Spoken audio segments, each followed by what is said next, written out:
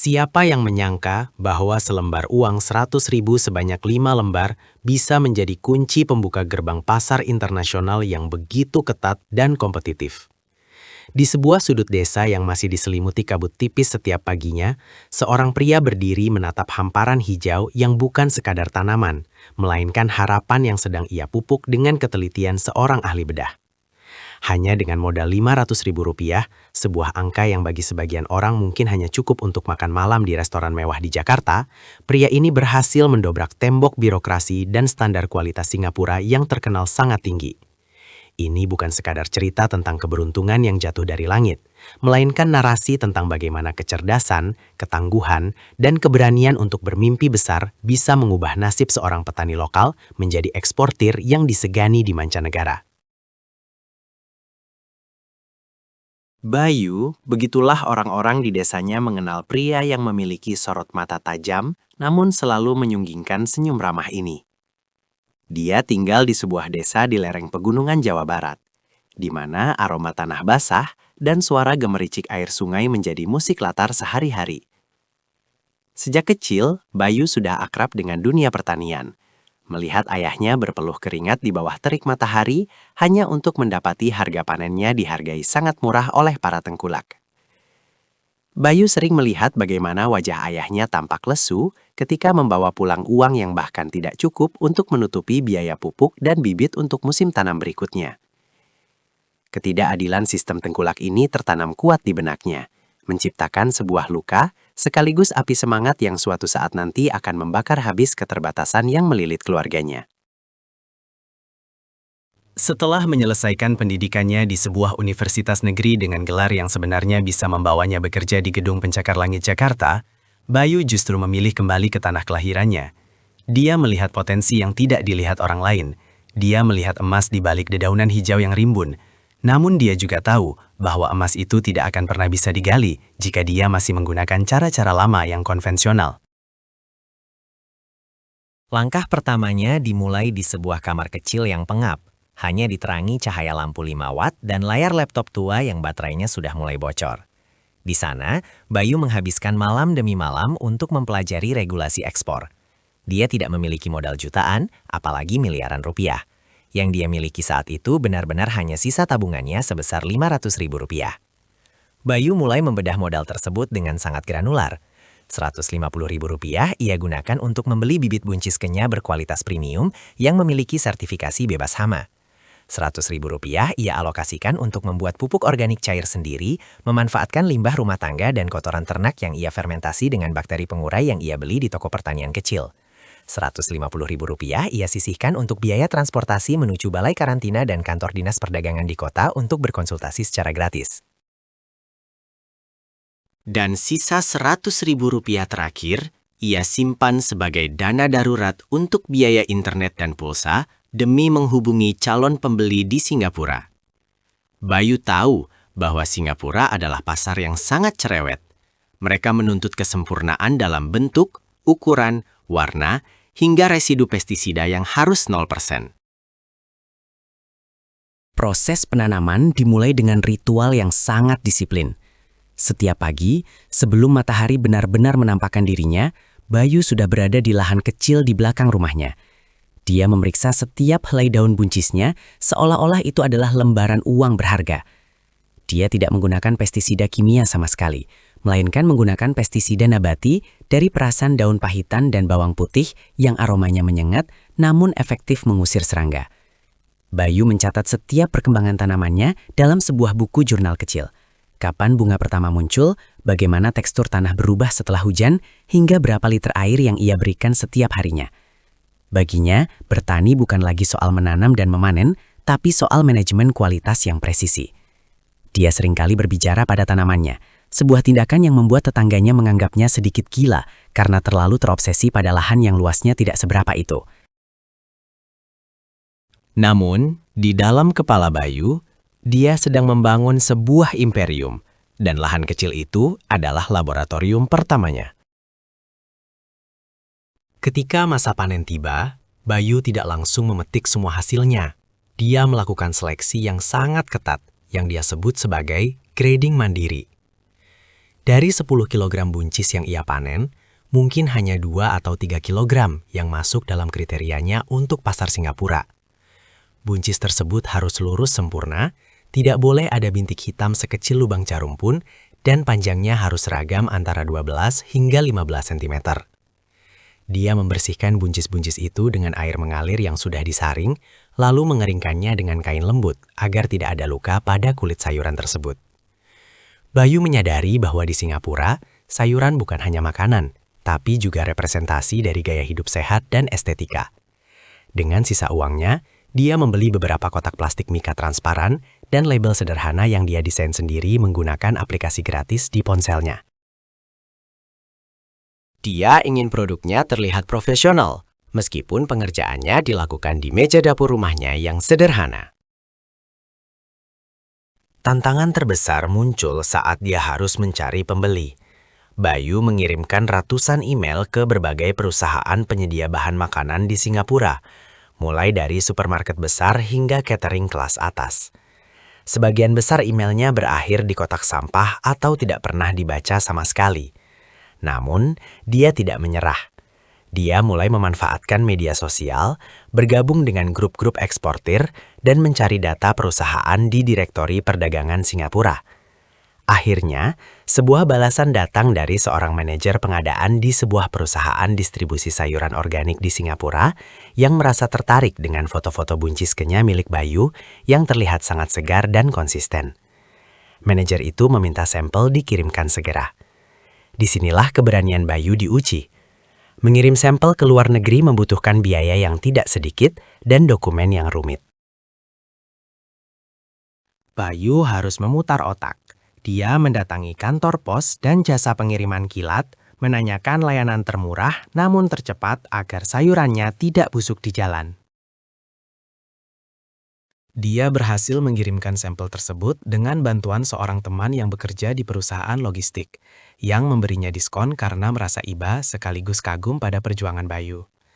Selama 3 hari menunggu kabar dari Singapura, Bayu hampir tidak bisa tidur. Pikirannya melayang-layang antara bayangan kesuksesan dan ketakutan akan kegagalan total yang akan menghabiskan modal terakhirnya.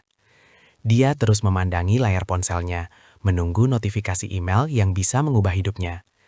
Dan benar saja, di hari keempat, sebuah pesan masuk. Sampel buncisnya dinyatakan lolos uji laboratorium di Singapura. Kadar residu kimianya 0, teksturnya renyah, dan rasanya manis alami. Perusahaan tersebut meminta pengiriman pertama sebanyak 50 kg. Bayu tertegun. Di satu sisi dia sangat bahagia, namun di sisi lain dia bingung karena lahan kecilnya tidak akan sanggup memproduksi 50 kg dalam waktu singkat dengan standar kualitas yang sama. Inilah titik balik di mana Bayu mulai menerapkan sistem kemitraan. Dia mendatangi para petani di desanya, termasuk mereka yang dulu menertawakannya. Dia mengajak mereka bekerja sama dengan satu syarat mutlak, mengikuti SOP atau standar operasional prosedur yang telah dia buat. Bayu tidak meminta uang dari mereka, dia justru memberikan sisa benih berkualitas yang dia miliki dan mengajarkan cara pembuatan pupuk organik yang murah namun efektif. Dia menjanjikan harga beli yang jauh lebih tinggi daripada harga tengkulak, asalkan kualitasnya sesuai dengan standar Singapura. Awalnya banyak yang ragu, namun melihat keberhasilan Bayu mengirim sampel, beberapa petani muda mulai bergabung. Bayu bertindak sebagai manajer kualitas sekaligus kurator. Setiap sore, rumahnya berubah menjadi pusat pengepakan, di mana dia memeriksa setiap batang sayur yang dibawa oleh para petani mitra. Keberhasilan pengiriman pertama sebanyak 50 kg itu bagaikan pecahnya bendungan besar. Uang hasil penjualan dalam mata uang dolar Singapura masuk ke rekeningnya, dan jumlahnya berkali-kali lipat dari modal awal Rp500.000-nya. Namun, Bayu tidak menggunakan uang itu untuk konsumsi pribadi. Dia menginvestasikan kembali setiap sen yang ia dapatkan untuk membangun ruang pendingin atau cold storage sederhana dari bahan-bahan bekas yang dimodifikasi, agar sayuran tetap segar sebelum dikirim ke bandara.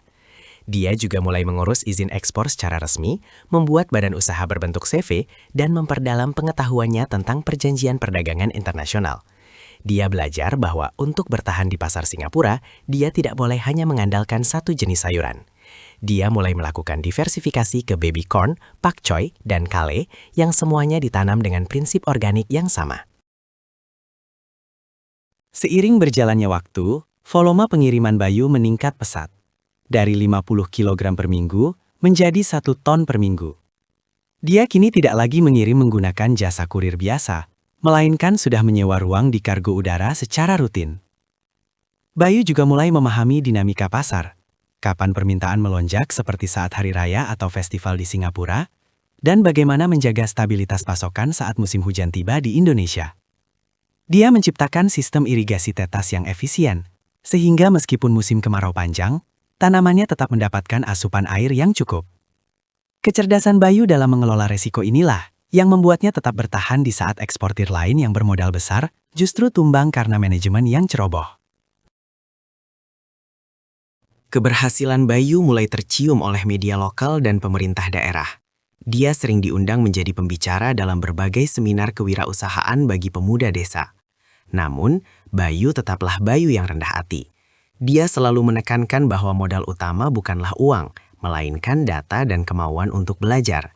Dia sering mengatakan bahwa di era digital ini, jarak antara ladang di desa dengan meja makan di Singapura hanya dibatasi oleh kemauan kita untuk membuka laptop dan mempelajari regulasi. Dia membuktikan bahwa seorang anak desa dengan modal Rp500.000 bisa memiliki daya tawar di level internasional jika dia memiliki integritas terhadap kualitas produknya. Kini, desanya bukan lagi sekadar desa tertinggal, melainkan sentra produksi sayuran ekspor yang mandiri. Bayu juga membangun sebuah sekolah kecil bagi anak-anak petani di desanya. Di sana, dia mengajarkan bahasa Inggris dasar dan literasi digital. Karena dia ingin generasi berikutnya tidak hanya tahu cara memegang cangkul, tapi juga tahu cara bernegosiasi dengan pembeli dari luar negeri. Dia ingin memutus rantai kemiskinan sistemik yang selama ini menghantui dunia pertanian Indonesia. Dia percaya bahwa petani harus menjadi pengusaha di tanahnya sendiri, bukan sekedar buruh di lahan orang lain. Pengaruhnya begitu besar, sehingga pola pikir para petani di sekitarnya mulai berubah. Mereka mulai peduli pada lingkungan, mengurangi penggunaan zat kimia berbahaya, dan lebih menghargai setiap inci tanah yang mereka miliki. Kisah Bayu ini memberikan kita perspektif baru tentang arti sebuah peluang. Seringkali kita merasa tidak bisa memulai sesuatu karena alasan ketiadaan modal yang besar. Namun Bayu menunjukkan bahwa dengan Rp500.000, jika dikombinasikan dengan riset yang mendalam dan eksekusi yang tanpa celah, bisa menghasilkan dampak yang masif. Dia tidak memulai dengan membangun pabrik besar. Dia memulai dengan 1 lubang tanam, 1 benih, dan 1 mimpi yang ia rawat setiap hari. Keberhasilannya menembus pasar Singapura adalah bukti nyata bahwa standar kualitas internasional bukanlah sesuatu yang mustahil untuk dicapai oleh produsen skala kecil, asalkan ada komitmen untuk terus belajar dan beradaptasi dengan kebutuhan pasar yang dinamis. Kini, setiap kali Bayu melihat truk kargo berangkat menuju bandara membawa peti-peti sayuran segar hasil keringat para petani di desanya, dia selalu teringat pada 5 lembar uang Rp100.000 yang ia pegang beberapa tahun lalu. Uang itu kini telah berubah menjadi kesejahteraan bagi puluhan keluarga, pendidikan yang lebih baik bagi anak-anak desa, dan kebanggaan bagi bangsa karena produk pertaniannya diakui di kancah global.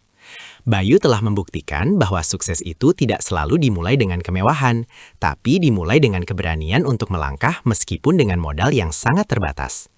Dia telah mengubah stigma bahwa menjadi petani adalah pekerjaan masa lalu yang tidak menjanjikan, menjadi sebuah profesi masa depan yang penuh dengan inovasi dan peluang tanpa batas. Sejarah akan mencatat bahwa di sebuah desa terpencil, ada seorang pria yang berhasil menaklukkan salah satu pasar paling kompetitif di dunia hanya dengan modal yang setara dengan harga sebuah sepatu olahraga. Namun bagi Bayu, perjalanan ini belum berakhir. Singapura hanyalah pintu masuk pertama. Matanya kini mulai melirik pasar di Jepang dan Timur Tengah yang memiliki tantangan dan standar yang berbeda lagi. Dia terus bereksperimen, terus menanam, dan terus menginspirasi. Karena baginya, selama matahari masih terbit dan tanah masih menyediakan nutrisi, maka kesempatan untuk tumbuh dan berkembang akan selalu ada bagi siapa saja yang mau membungkukkan punggung untuk bekerja dan mengangkat kepala untuk melihat cakrawala yang lebih luas.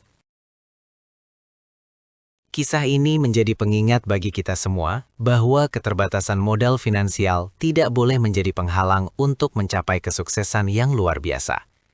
Yang paling penting adalah bagaimana kita mengelola modal pengetahuan, modal jaringan, dan modal ketekunan yang kita miliki. Bayu telah menunjukkan jalannya, sebuah jalan yang sunyi pada awalnya, namun penuh dengan keberkahan pada akhirnya. Dia adalah pahlawan pangan modern yang membuktikan bahwa kejayaan sebuah bangsa bisa dimulai dari sepetak lahan di belakang rumah dan tekad yang lebih keras daripada batu karang. Terima kasih telah menyimak perjalanan inspiratif ini dari awal hingga akhir. Kisah Bayu mengajarkan kita bahwa tidak ada yang terlalu kecil untuk memulai dan tidak ada yang terlalu besar untuk dicapai, selama kita memiliki visi yang jelas dan eksekusi yang konsisten. Jika Anda merasa cerita ini bermanfaat dan membakar semangat Anda untuk mulai berkarya, jangan ragu untuk menekan tombol suka dan membagikannya kepada teman-teman atau keluarga yang mungkin sedang merasa ragu untuk memulai bisnis mereka sendiri. Mari kita dukung terus produk-produk lokal agar bisa berbicara lebih banyak di panggung internasional. Jangan lupa untuk berlangganan saluran ini agar tidak ketinggalan kisah-kisah sukses dan inspiratif lainnya yang akan membuka cakrawala berpikir kita semua. Sampai jumpa di cerita selanjutnya, tetaplah bermimpi, tetaplah berusaha, dan percayalah bahwa setiap langkah kecil Anda hari ini adalah investasi besar untuk masa depan yang lebih cerah.